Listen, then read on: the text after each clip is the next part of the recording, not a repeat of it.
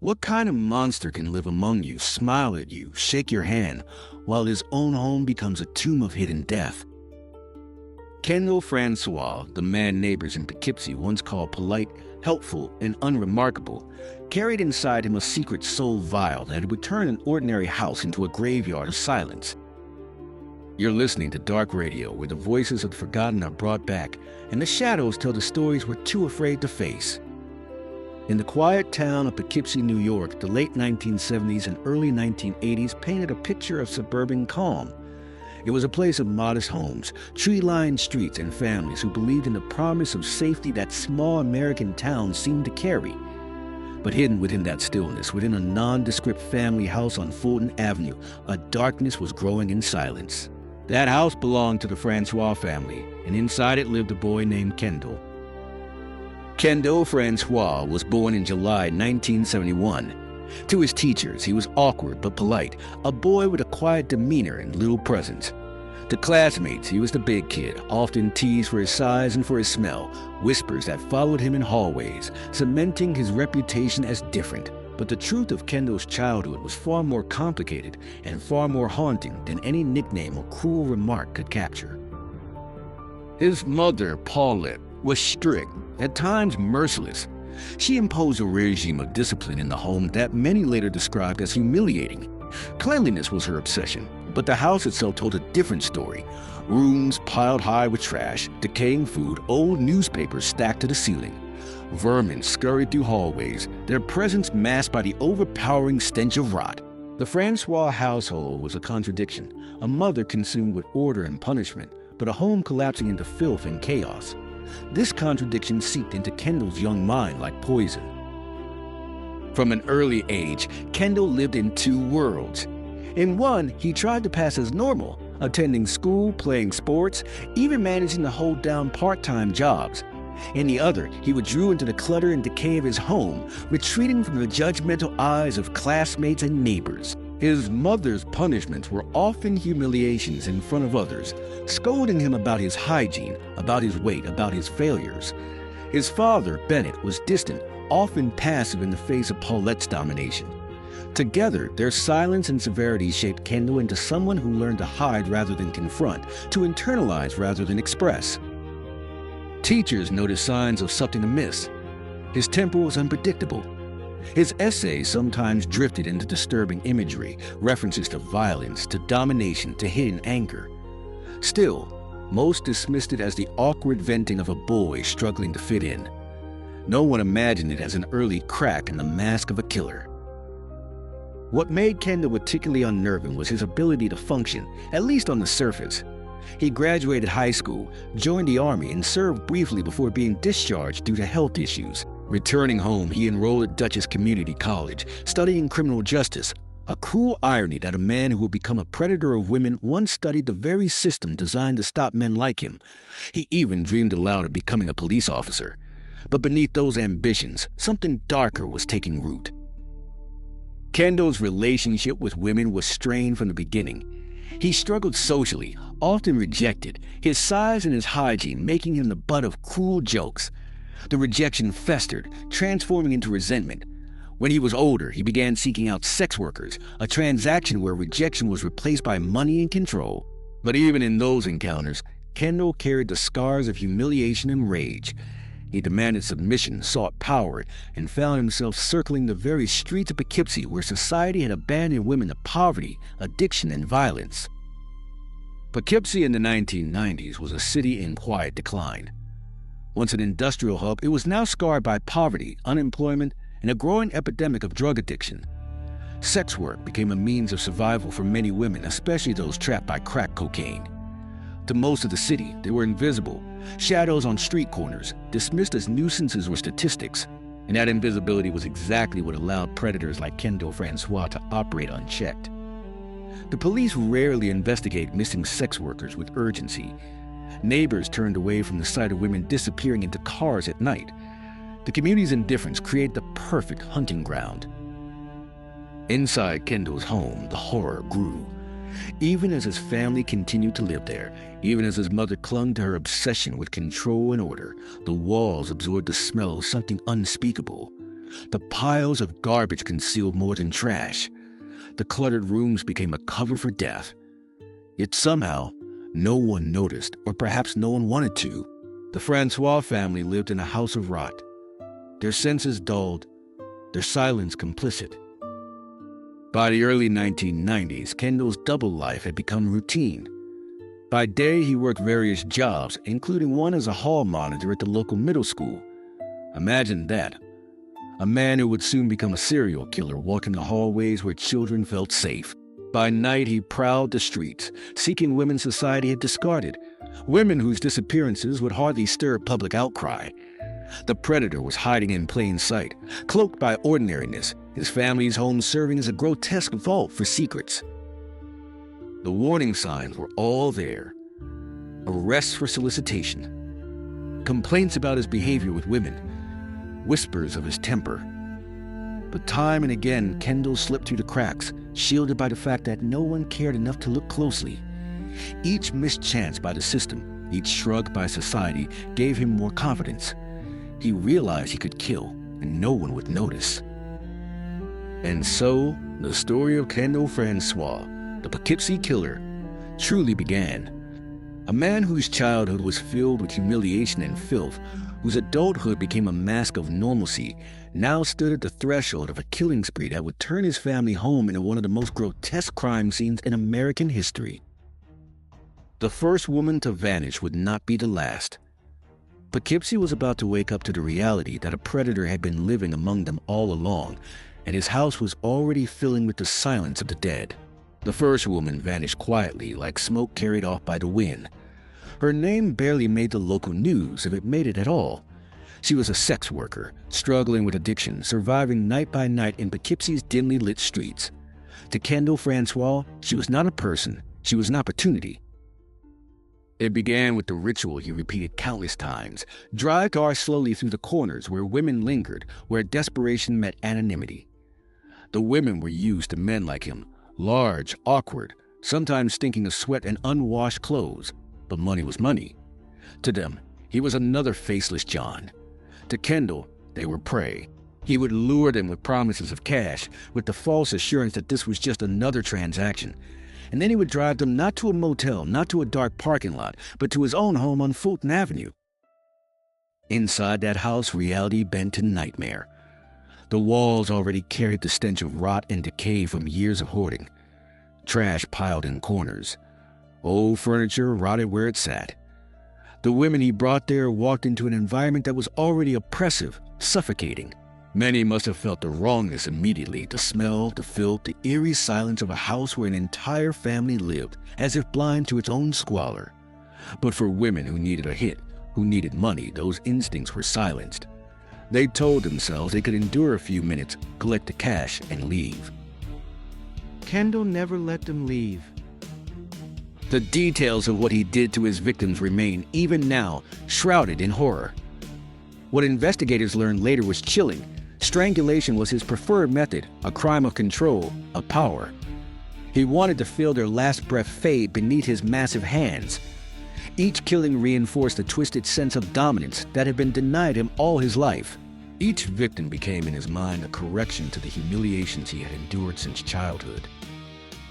But the true obscenity was not only the act of killing, it was what happened after. Kendall didn't bury his victims in the woods, didn't dump their bodies in rivers or shallow graves. He kept them. He stored them inside the house he shared with his family. Room after room, closet after closet, filled with the decomposing remains of women society had already forgotten. The stench of death mingled with the stench of trash, until even seasoned detectives would later struggle to describe it. And yet astonishingly, his mother and father, his sister, people who lived under that very roof, claimed not to notice.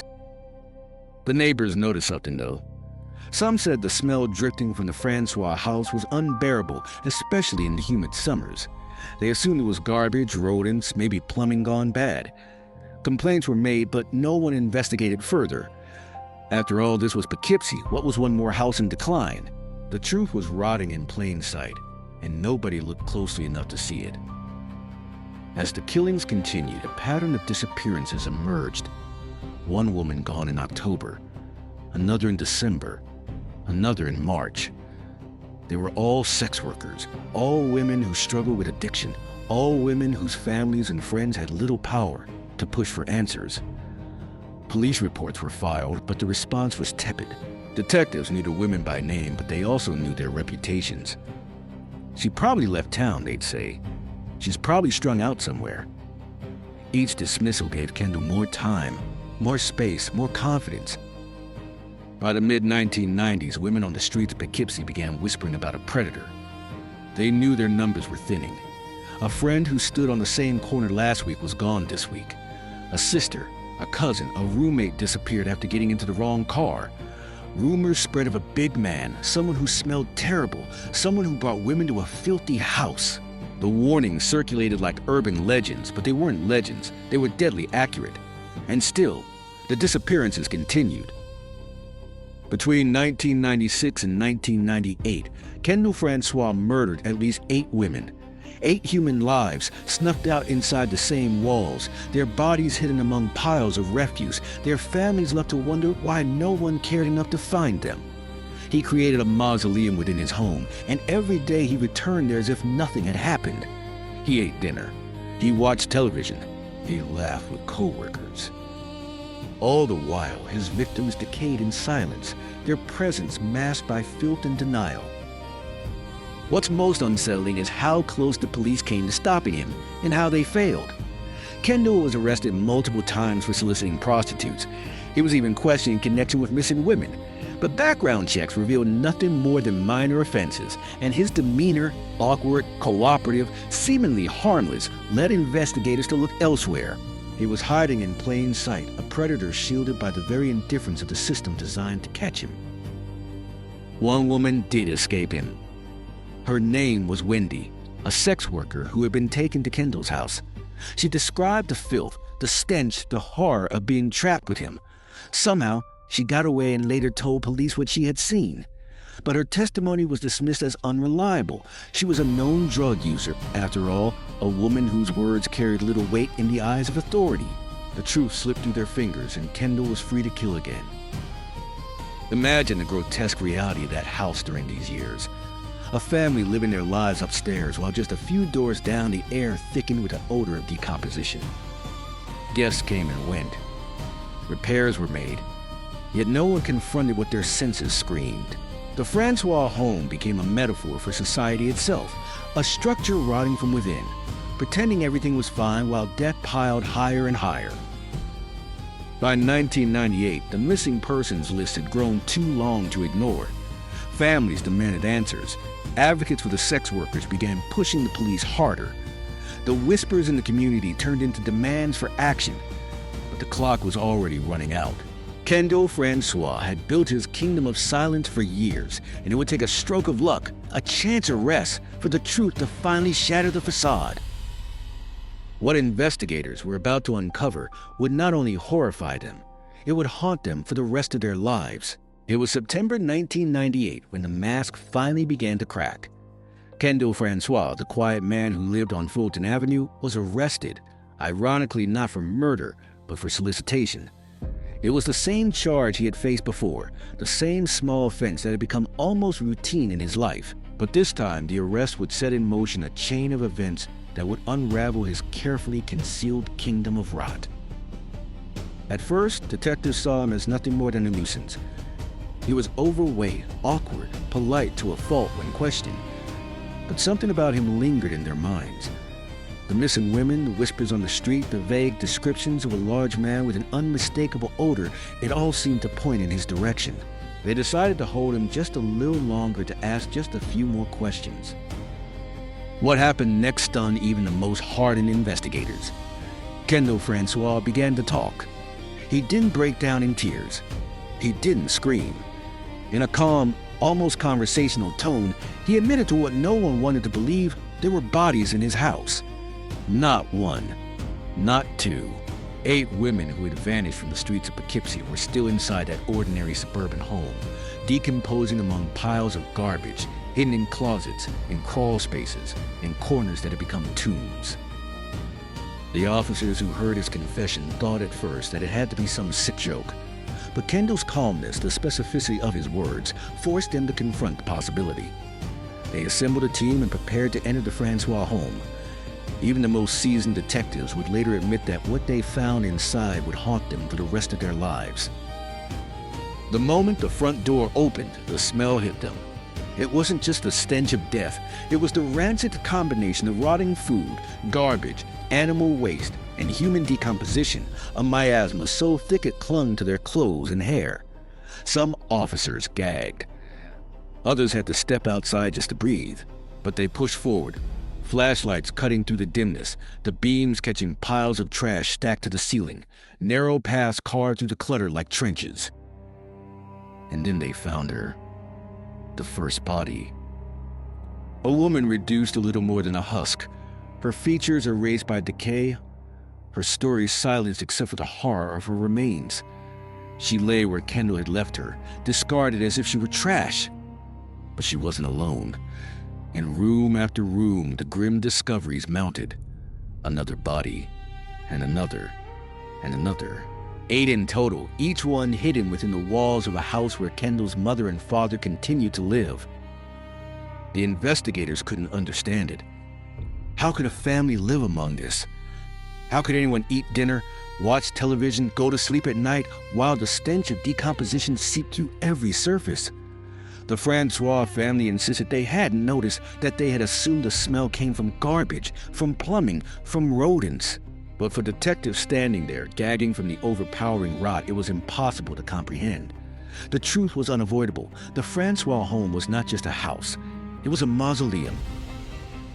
Word spread quickly. News vans swarmed Fulton Avenue. Neighbors gathered behind police tape, whispering in disbelief. Some admitted they had smelled something foul for years, but had dismissed it as neglect. Others shook their heads, unable to reconcile the quiet, overweight man they saw walking to his car with the monster described on the news. The media called it the House of Horrors. For Poughkeepsie, it became a scar that would never fully heal.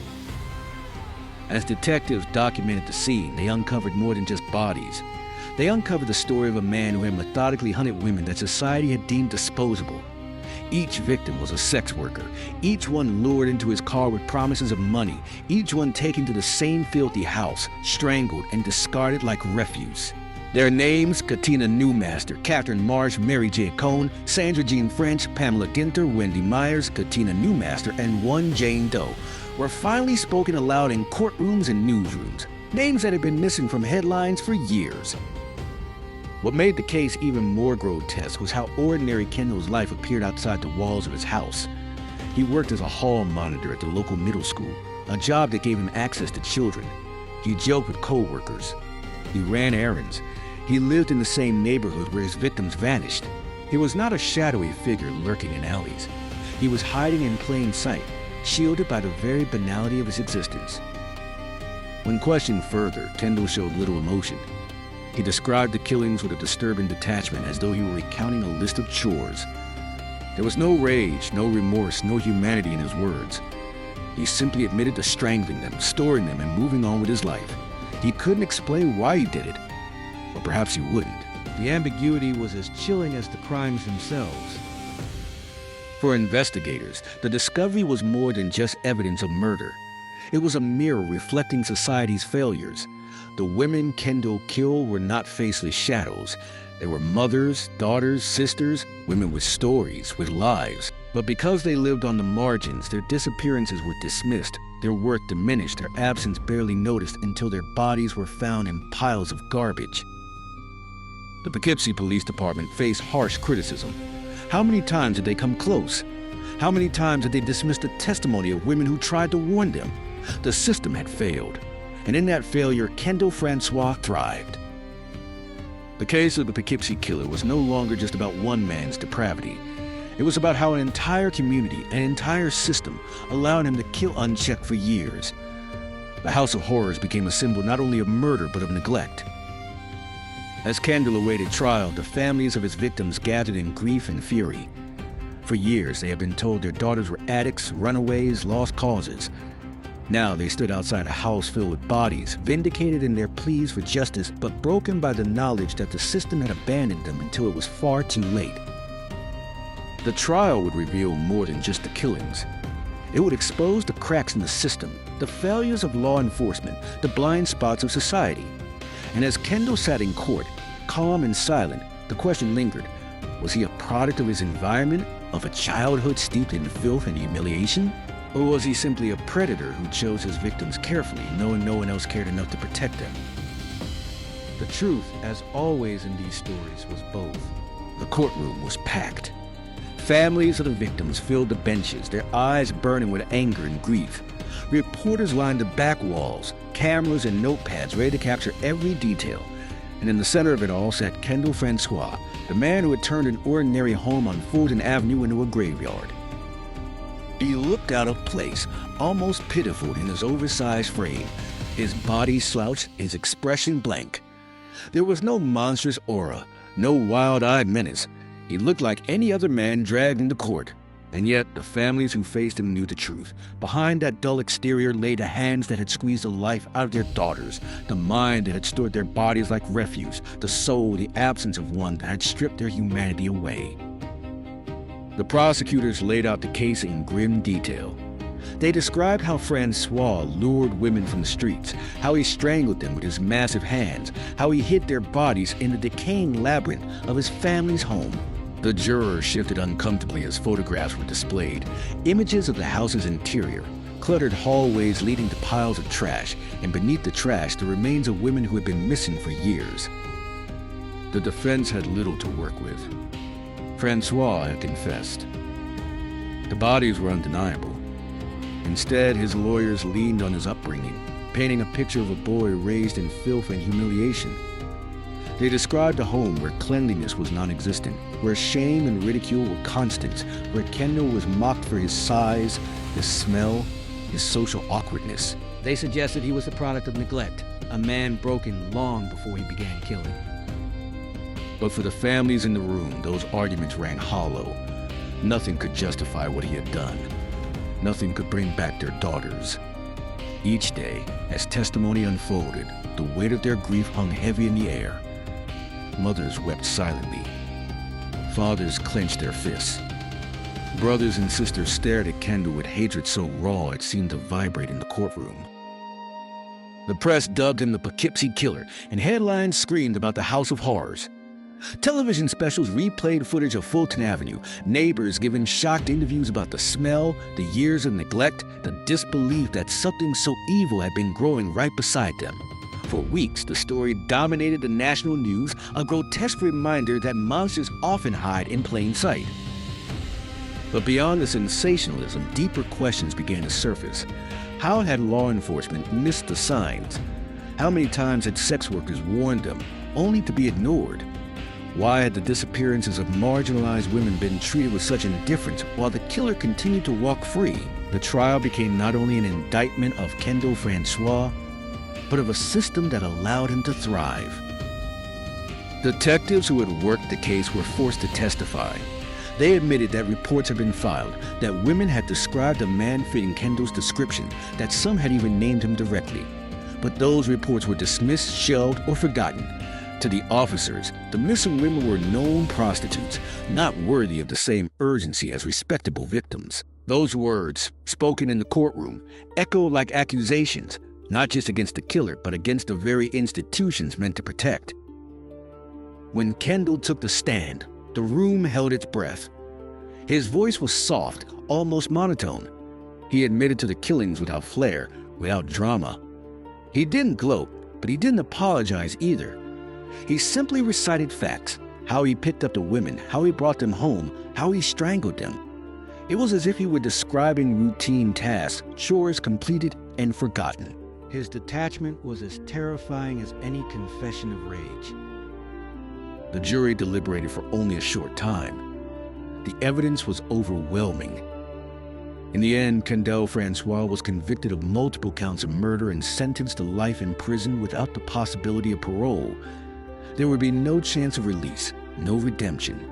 He would spend the rest of his days in a cell, far from the streets of Poughkeepsie, far from the home that had become a charnel house. But for the families, the verdict brought only partial closure. Justice in the legal sense had been served. But justice could not erase the years of searching, the sleepless nights, the unanswered questions. Justice could not bring back the daughters who had been written off as disposable until their bodies were found. Justice could not heal the scars left by a system that had failed them over and over again. Outside the courtroom, reporters swarmed the families, asking if they felt relief, if they felt vindicated. Some spoke through tears about their daughter's humanity, reminding the world that these women were not just prostitutes or addicts, but people with dreams, with families, with lives that mattered. Others turned their anger toward the police, demanding accountability, demanding change. The trial ended, but the story did not. In Poughkeepsie, the house on Fulton Avenue stood as a grotesque reminder of what had happened. For years, neighbors avoided it, their eyes sliding away from its sagging roof and boarded windows. Eventually, it was torn down, but the scar it left on the community never faded. For those who lived nearby, the air itself seemed tainted by the memory of what had happened there. The case of Kendall Francois also forced a national conversation. Advocates for sex workers pointed to it as proof of what they had long known, that society values some lives more than others. That women on the margins are seen as expendable, their disappearance is ignored until the body count becomes impossible to deny. The Poughkeepsie killer had exploited that indifference, hiding behind the blind spots of law enforcement, preying on those who had already been abandoned by society. In the end, Kendall Francois did not just kill 8 women. He exposed the deep rot beneath the surface of American life, the prejudice, the neglect, the way communities look away from what makes them uncomfortable until it festers into horror. His crimes were not only acts of personal evil, they were symptoms of a larger sickness, one that made his killings possible. As the trial faded into history, one truth remained. Evil often hides in plain sight, not in shadowy alleys or distant forests, but in the house next door, in the man who seems unremarkable, in the places we least expect. And sometimes the greatest horror is not the killer himself, but the silence that allowed him to keep killing. Inside the concrete walls of prison, Kendall Francois became just another inmate, a number in a system filled with broken men. But unlike many others, his name carried a weight, a darkness that spread through the corridors long before he entered. Guards whispered about him. Fellow inmates eyed him with a mixture of curiosity and revulsion. To them, he was not simply a murderer. He was the man who had lived among 8 decaying bodies, who had turned his home into a morgue while his family went about their lives upstairs. At first, prison life seemed to swallow him whole. His massive body made him physically imposing, but his quiet demeanor made him an outsider. He rarely spoke, rarely engaged with others, preferring solitude. In the cafeteria, he sat alone. In the yard, he paced without looking at anyone. The few who approached him quickly realized he had no interest in conversation. His world had collapsed inward, as though the same walls of filth that had surrounded him on Fulton Avenue now existed inside his mind. Journalists tried to pierce that silence. Kendall's crimes had left unanswered questions. Why had he done it? Why had he chosen those women? Did he feel remorse? Did he even understand the horror he had created? Reporters wrote letters. Some were ignored. Others received short, clipped replies. In one, Kendall wrote only a few words, "I don't have answers." It was as though he himself refused to confront the truth, or perhaps he lacked the capacity to explain. Occasionally, criminologists and psychologists visited him, hoping to uncover the patterns of his mind. They described him as detached, emotionally flat, almost empty. He admitted to the killings in the same way a man might admit to breaking a household object, matter of fact, without remorse. When asked why he kept the bodies in his house, he gave no clear explanation. Some speculated it was about control, that by keeping them close he retained dominance even after death. Others believed it was laziness, a reflection of his upbringing in filth, where the presence of rot had long been normalized. For those who had investigated the case, these visits were haunting. Detectives who once walked the halls of the Fulton Avenue house said the smell never left their memories. They could close their eyes years later and still feel it in their throats, still see the darkened outlines of decomposed forms beneath piles of trash. For them, Kendall's silence in prison felt like another form of cruelty. He had stolen lives, destroyed families, scarred investigators, and then offered nothing in return. No explanation, no remorse. The families of the victims struggled even more. Some attempted to write to him, begging for answers, hoping that maybe, just maybe, he would tell them something about their daughter's final moments. None received closure. Kendall's replies, if they came at all, were short and meaningless. It just happened. I can't explain. I don't know. Each response was a blade twisting deeper into wounds that had never healed. Life in Poughkeepsie carried on, but the memory of Kendall Francois lingered like a shadow. For those who had lived near Fulton Avenue, every time they passed the empty lot where the house once stood, they remembered. Parents warned their children never to forget the lesson: evil can live next door. Taxi drivers, police officers, and shopkeepers recalled the headlines, the helicopters circling above, the shame that their small city had become known for one man's monstrosity. The stigma clung to Poughkeepsie, a scar in its reputation, a story that outsiders would never let fade. In prison, Kendall's health began to decline. His enormous weight, his history of poor hygiene, his neglect of his own body caught up with him. He was plagued by infections, respiratory issues, and complications that made him weaker as the years passed. Guards noted that he seemed less threatening over time, more like a man waiting quietly for death. But even in his weakness, the horror of his crimes kept him isolated. Few inmates dared to get close. He was not respected, not admired, not even hated in the way some killers are. He was simply shunned. And yet, despite his silence, he remained an object of fascination for criminologists and students of psychology. His case was studied in classrooms, dissected in documentaries, analyzed in books about serial killers. What made him so terrifying, they argued, was not charisma or cunning, but the sheer ordinariness of his life. He was not a genius manipulator. He was not a sadistic torturer who sought fame. He was a man who blended into the background, who used society's neglect of marginalized women to kill again and again, unnoticed. In interviews, former police officers admitted their regrets. Some confessed they had dismissed complaints from sex workers, assuming they were unreliable witnesses. Others acknowledged that the missing persons reports piled up without urgency because the victims were labeled addicts or prostitutes. These confessions revealed a chilling truth. Kendall Francois had not only preyed on vulnerable women, he had preyed on the indifference of those meant to protect them.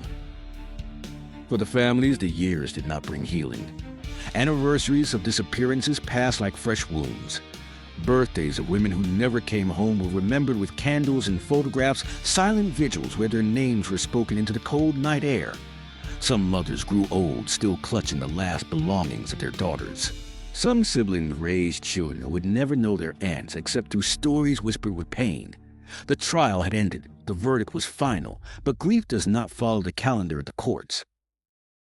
Occasionally, rumors spread that Kendall had spoken more openly in prison, that he had shared details with fellow inmates.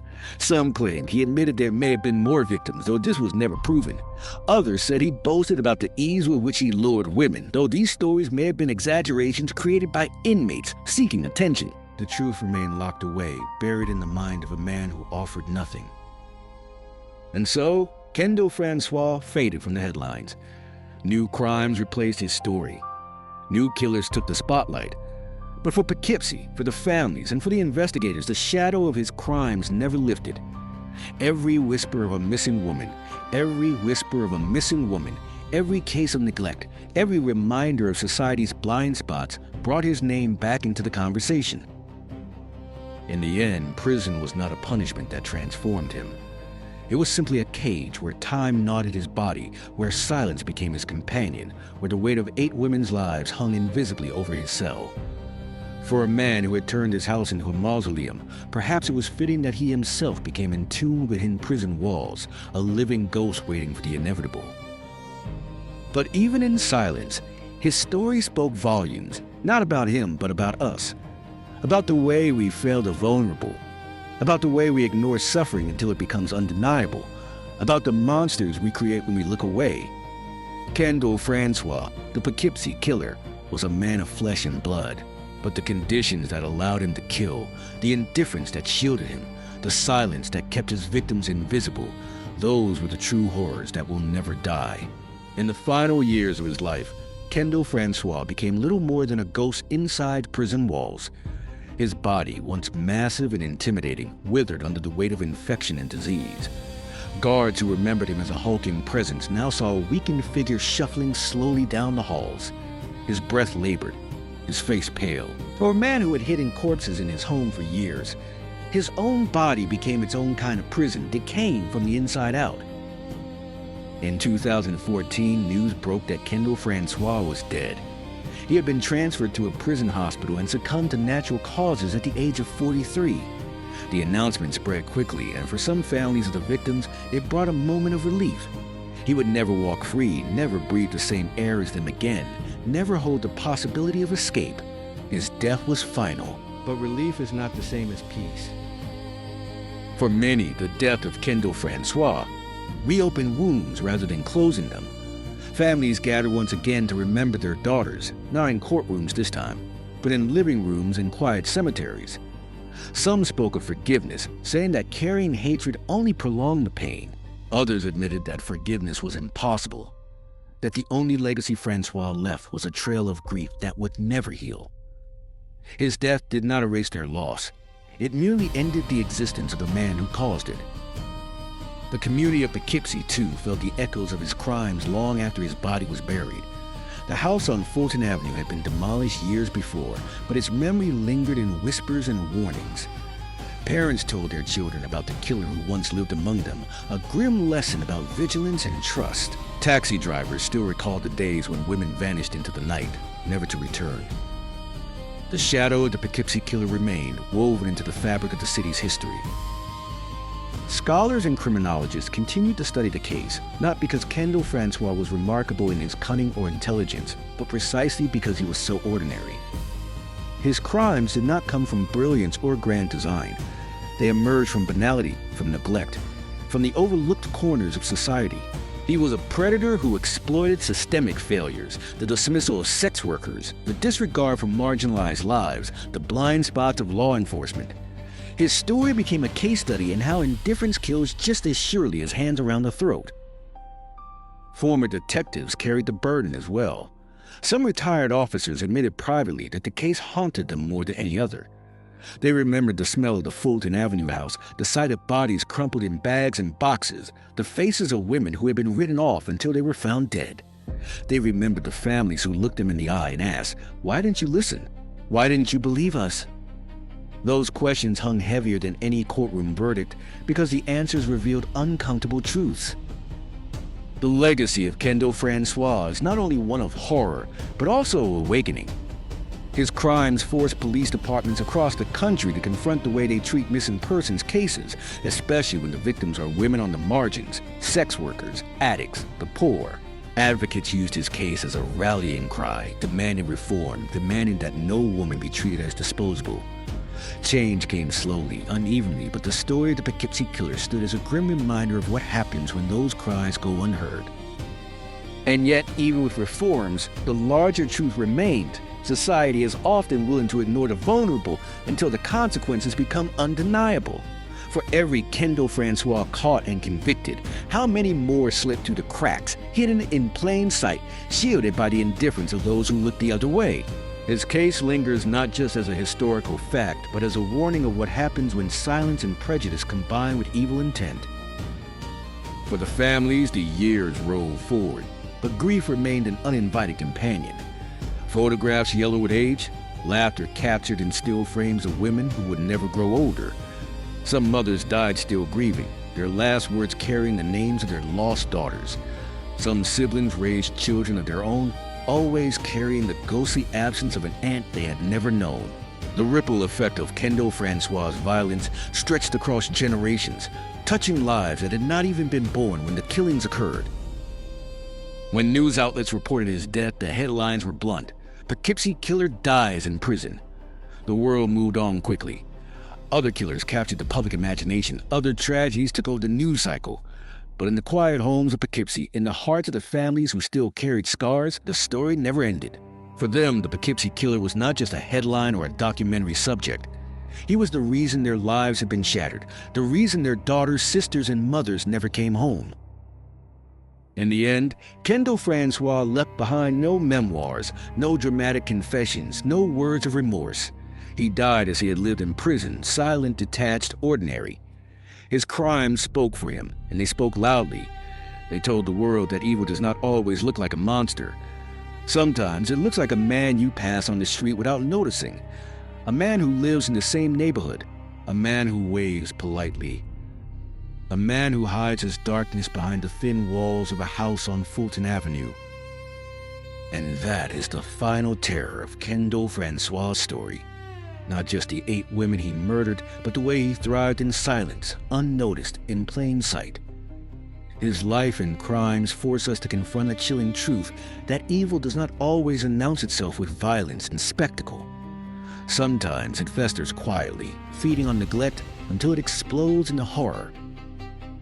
If the shadows of this story unsettled you, you're not alone. Evil often hides behind the most ordinary faces. Subscribe to Dark Radio for more real-life darkness brought into the light. And remember, justice may sleep, but it never dies.